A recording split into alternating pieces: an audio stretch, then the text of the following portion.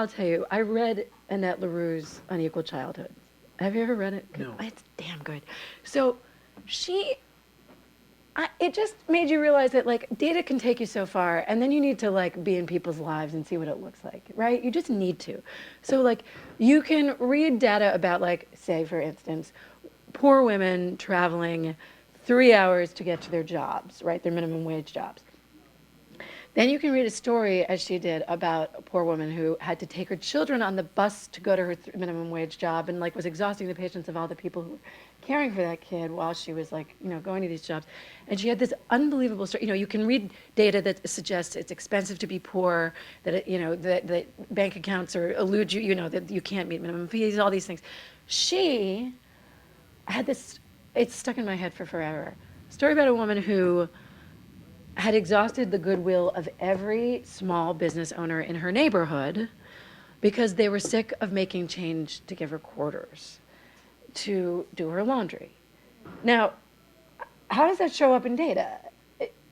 It doesn't, right? It showed up in her book in this way that like, how many years later? I read it when it came out in 2003, and in 2014, I'm still talking about it, right? And so, like, if you can be open-minded and not like go into a family with any like fixed ideas about what parenting is and let them kind of surprise you, it's the shizzle, it's the bomb, it's the greatest.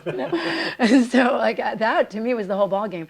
And and also because as we know, the data falls short in some like I mean I've been thinking a lot about what you and I have talked about. Like we have this argument like where I say, or I use phrases like, it's a different kind of happiness.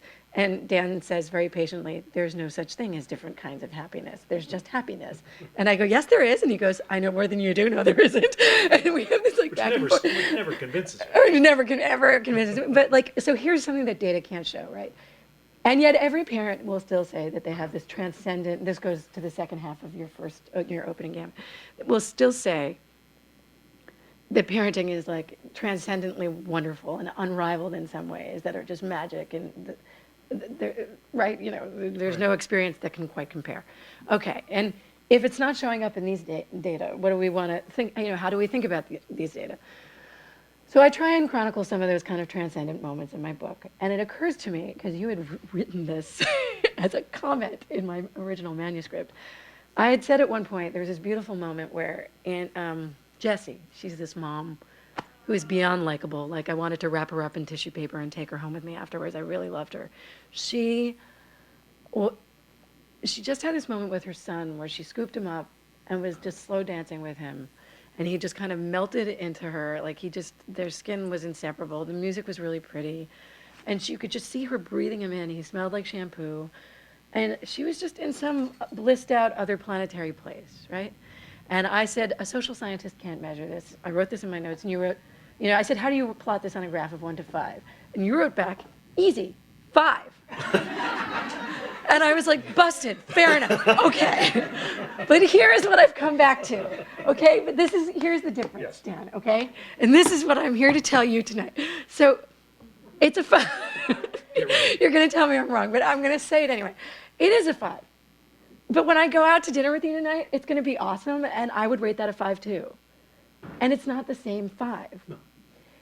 And that's what you can do it. There's social science instruments to measure it, but they're not measuring it yet, right? Like you're not measuring for awe yet. It's something else. So when you go on Amazon, like 50 Shades of Grey gets a lot of 5s. And so does Anna Karenina. Not the same 5, right? We are talking about different 5s. And I think right now, your colleagues just aren't, I guess Matt is starting to, right? Matt Killingsworth is starting, but a lot of people aren't yet measuring transcendence or awe or meaning.